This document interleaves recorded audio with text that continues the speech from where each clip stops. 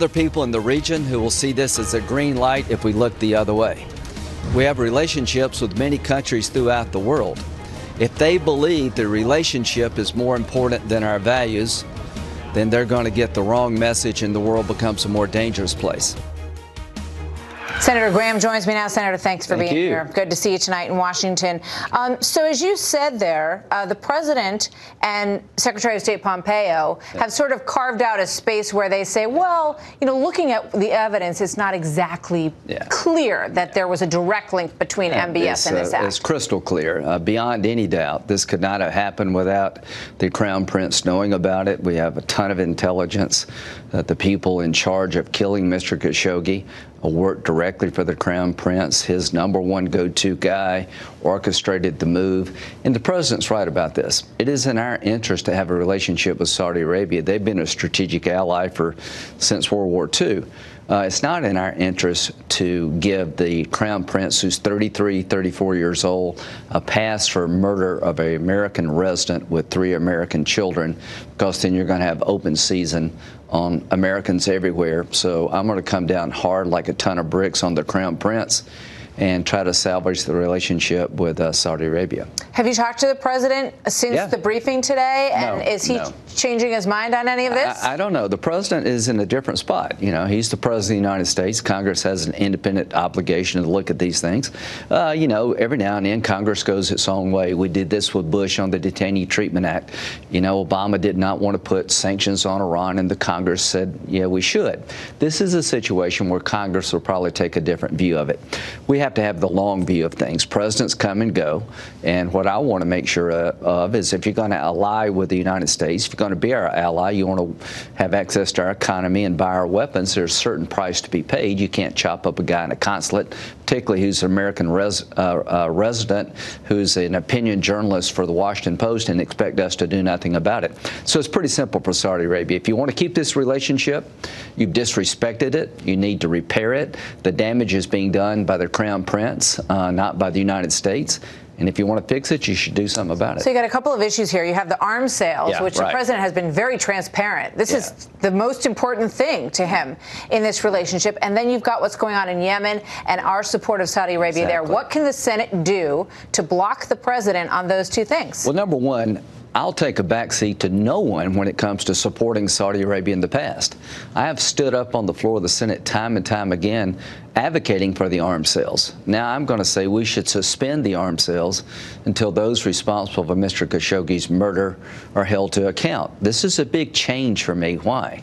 If we don't stop it now, it gets worse later. It's just not the killing of Mr. Khashoggi. The Crown Prince put an embargo on Qatar, an ally of the United States, where we had 14,000 troops and never told us about it. He put the Prime Minister of Lebanon under house arrest and got him to resign. He's put half his family in jail. He's been a wrecking ball when it comes to the Mideast in general. And I've had enough. And if we don't stop him now, it gets worse later. So I'm not going to support arms sales to somebody this unstable. What makes you believe he wouldn't take an American weapon system and give it to the Chinese? This guy's nuts.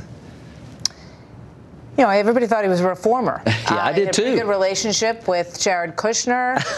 The president made his very first trip to Saudi Arabia. So why do you think you all, and you know, everybody knows that, you know, there's a lot of bad actors and bad actions in the world. I mean, you look at right after Tiananmen Square, Brent Scowcroft was, you know, cheersing champagne with the leadership in China. So we overlook a lot of bad stuff in the world because we need to sometimes. But why is this so different for you? That's a good, okay, everybody in the world's watching, by the way.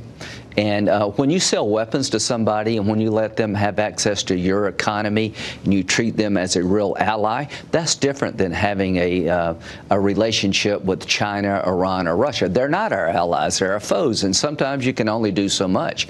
But when you get in America's orbit and when you want to associate yourself with America in a direct way, we can't ignore this because other people will see this as a green light to do that. What about other journalists? What about people saying, I don't like my government? And if you're an ally of the United States and we let somebody get chopped up in a consulate, then we're abandoning our values. So I'm a pretty practical guy. I introduced MBS 6 months ago in town as being the hope of the Mideast. Boy, was I wrong. So here's the way I feel about it. I was played. I was used. Did you tell the president that you think he's been played on this? Yes. Here's what I told. What does he say about that? Well, here's what I told the president. Name one president of the United States that's done more to reach out to Saudi Arabia. The first trip you took was to Saudi Arabia. You have created a relationship that's special, and this is the way you get repaid?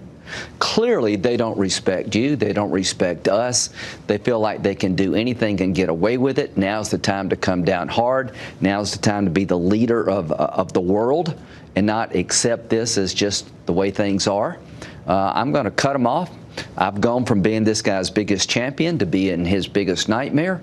And I would advise the president that people are sizing you up. The Iranians are looking at you. The Russians are looking at you. And this guy has basically disrespected us, you, and the nation and all of our values. But you don't think that message is getting through? If you let him get away with this, Mr. President, then you're sending a signal that you're just about transactions. You're not somebody special. And the President of the United States needs to be somebody special. Is there any indication that that this point that you're trying to make is getting through to the president in any way? I like the president. He's done a great job with ISIS. He stood up to Iran. I like the fact that he opened the door to Saudi Arabia so we'd have a bulwark against Iran. But what I would caution the president is that Obama was weak in the eyes of our friends and our enemies. And in the Mideast, if you give this guy a pass after he disrespected you, you'll look weak, and you don't want to look weak. Right now, you've got to be strong. Everybody's watching. So before you know it, we're going to be deep into 2020. Yes. And Joe Biden, the former vice president, was talking about how strongly positioned he believes he is for the next election. And here's what he had to say. I think I'm the most qualified person in the country to be president. The issues that we face as a country today are the issues that I've worked on my whole life. The plight of the middle class and foreign policy. You've known him a very long time. You've been in Washington a long time. Right. Is he the most formidable of the potential Democrat candidates? I think he would be a tough opponent, but I think President Trump will win, because if you like what Biden has to offer, Clinton wouldn't have gotten beat because she was an extension of that kind of way of doing business. If you like looking weak throughout the world as Obama and Biden looked, if you like a stagnant economy where it's a command and control economy and the wages are not growing, then go back that way.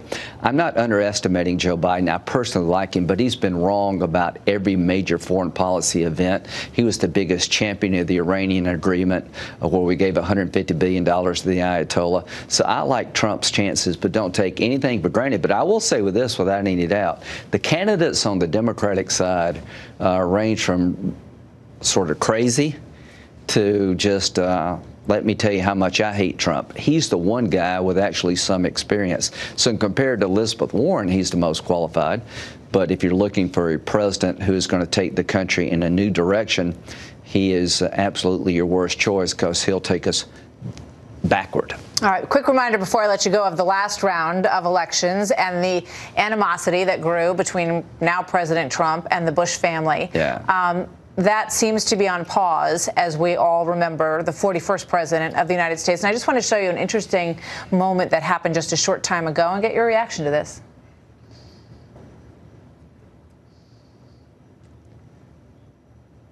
Handshakes all around, and but here's my reaction. A nice moment for these two couples. I love Laura and W.